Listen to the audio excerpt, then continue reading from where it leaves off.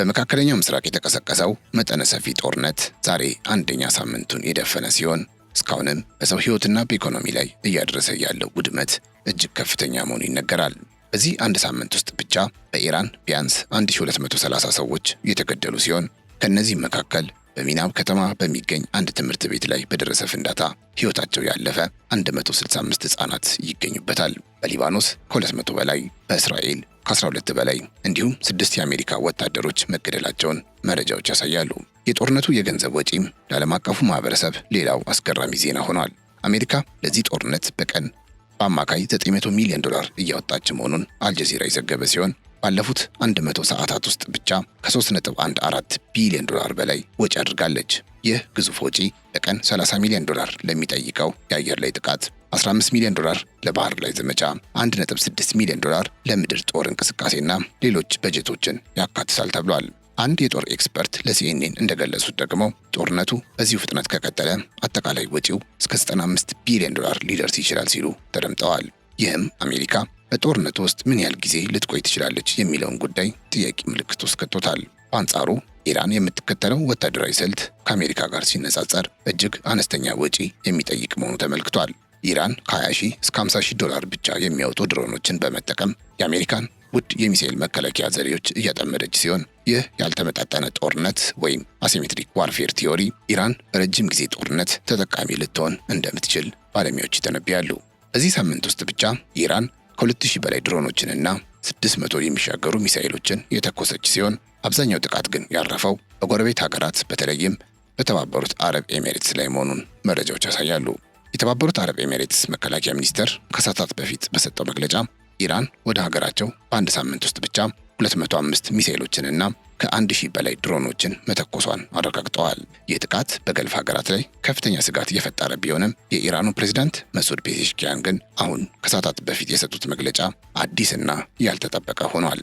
ፕሬዝዳንቱ በሀገራቸው የመንግስት ቴሌቪዥን ጣቢያ ቀርበው በሰጡት መግለጫ የሀገሪቱ ከፍተኛ አመራር ምክር ቤት በጎረቤት ሀገራት ላይ የሚሰነዘሩ ወታደራዊ ጥቃቶች እንዲቆሙ በይፋ መወሰኑን አስታውቀዋል። በዚህም ፕሬዝዳንቱ ሀገራቸው በባህረ ሰላጤው ሀገራት ላይ ለፈጸመችው የአየር ድብደባ ይቅርታ መጠየቃቸውን ሂንዱስታን ታይምስ፣ ዩሮኒውስ እና ሌሎች በርካታ ሚዲያዎች እየዘገቡት ይገኛሉ።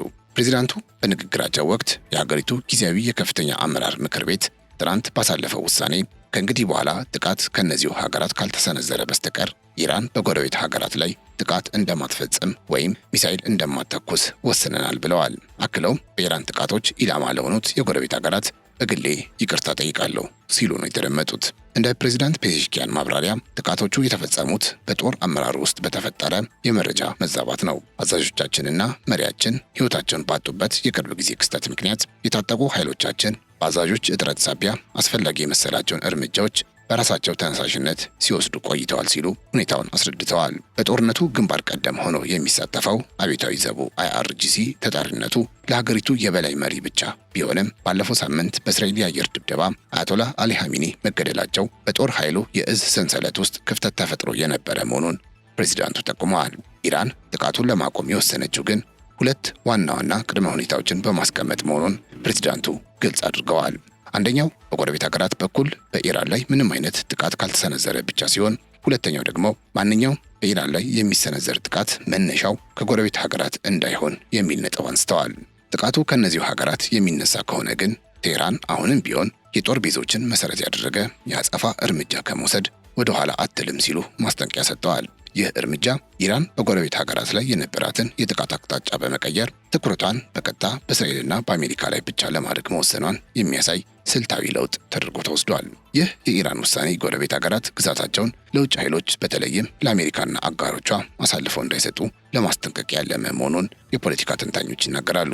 ግዙፍ የጦር መርከቦች በቀይ ባህርና በአረብ ባህር በኩል በስፋት መሰማራት በጀመሩበት በዚህ ወቅት ኢራን ከጎረቤቶቿ ጋር ያላትን ፍጥጫ ማርገቧ በጦርነቱ ቀጠና ውስጥ ትልቅ ዲፕሎማሲያዊ ሽግግር ተደርጎ ተወስዷል። ይህ ተግባራዊ ከሆነ ለባህረ ሰላጤው ሀገራት ትልቅ እፎይታን የሰጠ ተስፋ ሰጪ ዜና ነው ተብሏል። ኢራን ይህንን ውሳኔ ያስተላለፈችው በወታደራዊ አመራሯ ውስጥ የነበረውን የመረጃ መዛባት ለማረም ጭምር መሆኑ ተነግሯል። ፕሬዝዳንት ፔዜሽኪያን እንደገለጹት ቀደም ሲል የተፈጸሙት ጥቃቶች ከፍተኛ አመራሮቻቸው በተገደሉበት ወቅት በተፈጠረ የትዕዛዝ መስተጓጎል የተከሰቱ እንጂ የሀገሪቱ ቀጥተኛ ፍላጎት አልነበሩም ብለዋል። በመሆኑም አዲሱ የከፍተኛ አመራር ምክር ቤት ውሳኔ ቴህራን በክልሉ ካሉ ወንድም አረብ ሀገራት ጋር አላስፈላጊ ግጭት ውስጥ መግባት እንደማትፈልግ ማሳያ ተደርጎ ተወስዷል። ፕሬዚዳንት መሱድ ፔዜሽኪያን ከጎረቤት ሀገራት ጋር ስላለው ውጥረት ማብራሪያ ከሰጡ በኋላ በቀጥታ የአሜሪካው ፕሬዚዳንት ትራምፕ ላቀረቡት ጥያቄ ጠንከር ያለ ምላሽም ሰጥተዋል። ትራምፕ በትሩዝ ሶሻል ገጻቸው ላይ ከኢራን ጋር ያለምንም ቅድመ ሁኔታ እጅ ከመስጠት ውጪ ምንም አይነት ስምምነት አይኖርም በማለት የጻፉትን ጽሑፍ ተከትሎ ፔዜሽኪያን ፍጹም ተቀባይነት የሌለው ህልም ሲሉ አጣጥለውታል። ፔዜሽኪያን እንደገለጹት ትራምፕ ኢራን በውጥረትና በኃይል ተንበርክካ እጅ ትሰጣለች ብለው የሚያስቡ ከሆነ ይህንን ምኞታቸውን ወደ መቃብራቸው ይዘውት የሚሄዱት ህልም መሆኑን በቁጣ ሲገልጹ ተስተውለዋል። በተጨማሪም ትራምፕ ኢራንን በኢኮኖሚ ከመቼውም ጊዜ በላይ ጠንካራ ለማድረግ ያላቸው እቅድ የሚሳካው የሀገሪቱ አገዛዝ ሙሉ በሙሉ ሲቀየር ብቻ እንደሆነ ቢገልጹም ፔዜሽኪያን ግን የኢራን ህዝብ ለባዕድ ኃይል ተገዢ እንደማይሆንና የአሜሪካን የፖለቲካ ፍላጎት በኃይል ለመጫን የሚደረገው ጥረት ፍሬ እንደማያፈራ አስረድተዋል። በጥቅሉ የፕሬዝዳንት መሱድ ፔዜሽኪያን መግለጫ ኢራን ከጎረቤት ሀገራት ጋር ያለውን ውጥረት በማርገብ ወታደራዊ ትኩረቷን ሙሉ በሙሉ ወደ እስራኤልና አሜሪካ ለማዞር የወሰነችበት ስልታዊ እርምጃ ተደርጎ ሊወሰድ ይችላል። ፕሬዝዳንቱ በጎረቤቶቻቸው ላይ ለደረሰው ጥቃት ይቅርታ መጠየቃቸው በቀጠናው ያለውን ፍጥጫ የሚቀንስ ቢሆንም በሌላ በኩል ግን ለዶናልድ ትራምፕ የእጅ መስጠት ጥያቄ የሰጡት ጠንካራ ምላሽ ቴህራን አሁንም ቢሆን ለአሜሪካ ትዕዛዝ እንደማትገዛና ለማንኛውም አይነት ወታደራዊ ግፊት እንደማትንበረከክ ዳግም ያረጋገጡበት ሆኗል።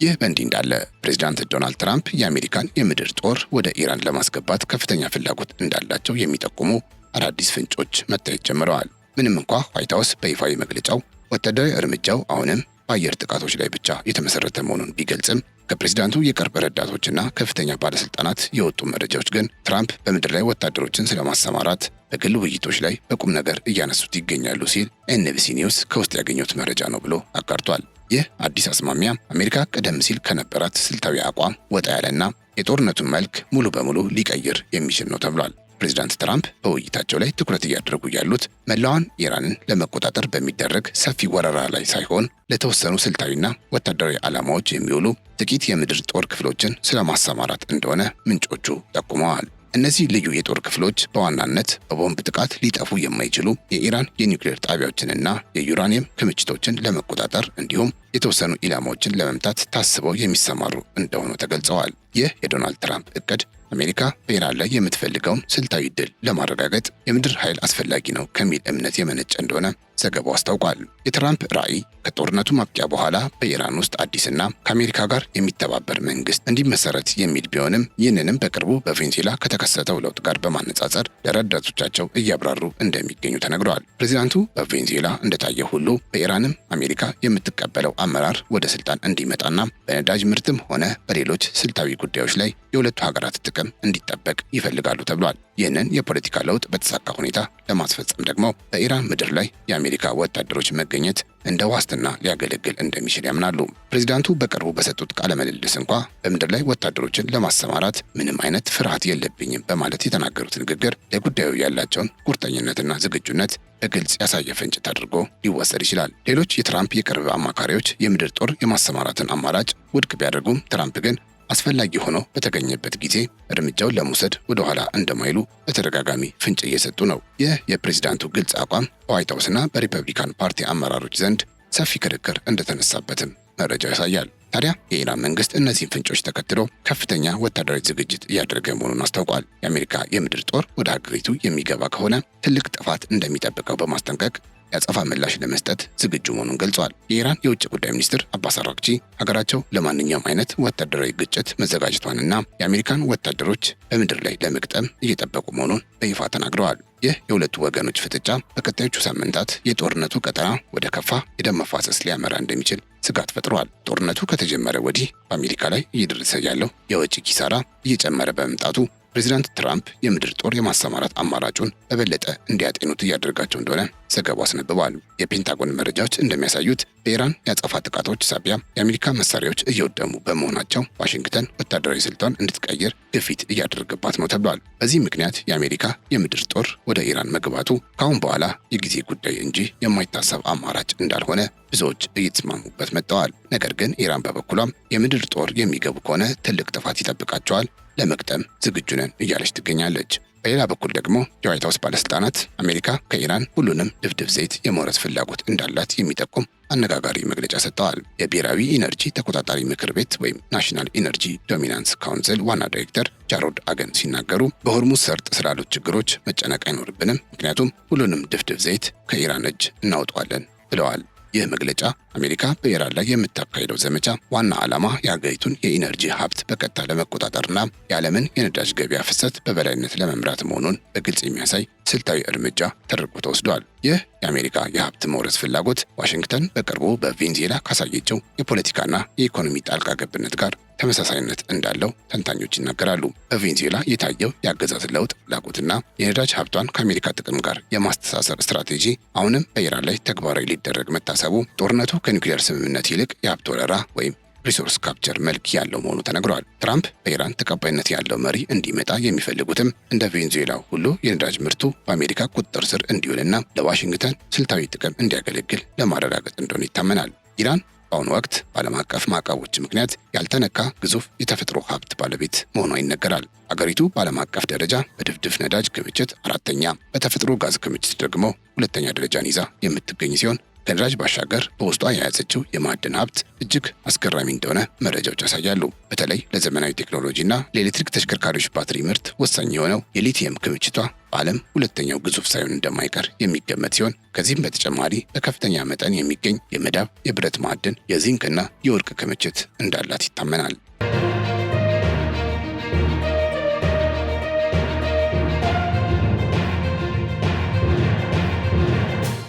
በጥቅሉ በመካከለኛ ምስራቅ የተቀሰቀሰውና አንድ ሳምንት የሞላው ጦርነት በሰው ሕይወትና በኢኮኖሚ ላይ እያደረሰ ካለው ከፍተኛ ውድመት ባሻገር አሁን ላይ መልክና ይዘቱን የመቀየር አዝማሚያ እያሳየ ይገኛል። በኢራን፣ ሊባኖስና እስራኤል በሺዎች የሚቆጠሩ ሰዎች ለህልፈት መዳረጋቸውና አሜሪካ ለጦርነቱ በየቀኑ የምታወጣው ቢሊዮን ዶላሮች የዚህ ሳምንት የጦርነቱ አንዱ ገጽታ ሆነው ተመዝግበዋል። አሜሪካ በአየርና በባህር ጥቃቶች ላይ ያተኮረ ውድ ወታደራዊ ስልት እየተከተለች ባለችበት በዚህ ወቅት ኢራን በበኩሏ አነስተኛ ወጪ የሚጠይቁ ድሮኖችን በመጠቀም ያልተመጣጠነ ጦርነት በማካሄድ የአሜሪካን ግዙፍ በጀትና የመከላከያ አቅም እየፈተነች ትገኛለች። ይህ በእንዲህ እንዳለ የኢራኑ ፕሬዝዳንት መሱድ ፔዜሽኪያን በጎረቤት ሀገራት ላይ የሚሰነዘሩ ጥቃቶች እንዲቆሙ መወሰኑን ማስታወቃቸውና ይቅርታ መጠየቃቸው በጦርነቱ ቀጠና ውስጥ ትልቅ ዲፕሎማሲያዊ ሽግግር ተደርጎ ተወስዷል። ኢራን ይህንን እርምጃ የወሰደችው በቀጠናው ካሉ የአረብ ሀገራት ጋር ያላትን ፍጥጫ በማርገብ ወታደራዊ ትኩረቷን በቀጥታ በአሜሪካና እስራኤል ላይ ብቻ ለማድረግ መሆኑ የታመነ ቢሆንም እርምጃው ለባሕረ ሰላጤው ሀገራት ትልቅ እፎይታን የሰጠ ተስፋ ሰጪ ዜና ሆኗል። ፕሬዚዳንቱ ጥቃቶቹ የተፈጸሙት በመሪዎቻቸው መገደል ምክንያት በተፈጠረ የእዝ ሰንሰለት መቋረጥ መሆኑን መግለጻቸው ቴህራን በቀጠናው ካሉ ሀገራት ጋር ያላትን ግንኙነት ወደ ነበረበት ለመመለስ ያላትን ፍላጎት አመላካች ተደርጎ ተቆጥሯል። በሌላ በኩል ፕሬዚዳንት ዶናልድ ትራምፕ የአሜሪካን የምድር ጦር ወደ ኢራን ግዛት ለማስገባት እያሳዩት ያለው ፍላጎት ጦርነቱን ወደ ከፋ ምዕራፍ ሊያሸጋግረው እንደሚችል ተሰግቷል። ትራምፕ ስልታዊ የሆኑ የኒውክሌር ጣቢያዎችን ለመቆጣጠርና በኢራን ውስጥ ከአሜሪካ ጋር የሚተባበር አዲስ አስተዳደር ለመመስረት የምድር ጦር ማሰማራት እንደ ዋስትና እንደሚጠቀሙበት ፍንጭ መስጠታቸው በኢራን በኩል የምድር ጦር ዝግጅቷን እንድታጠናክር አድርጓታል። በመሆኑም በቀጣዮቹ ሳምንታት የቀጠናው ሁኔታ በተወሰነ ደረጃ ይረግባል ወይንስ ጦርነቱ ወደ ምድር ወርዶ ወደ ከፋ ደም መፋሰስ ያመራል የሚለው ጉዳይ የዓለም አቀፍ ማህበረሰብ ዋነኛ የትኩረት ነጥብ ሆኖ ይጠበቃል። የተከበራችሁ የገበያ ሚዲያ ቤተሰቦቻችን ለዛሬ ያዝንላችሁ መረጃዎች እነዚህን ይመስሉ ነበር። አብራችሁ ስለነበራችሁ እጅግ እናመሰግናለን። ቻናላችንን ሰብስክራይብ፣ ይህን ቪዲዮ ላይክ እንድታደርጉ በአክብሮት እንጠይቃችኋለን። እያላችሁበት ሰላም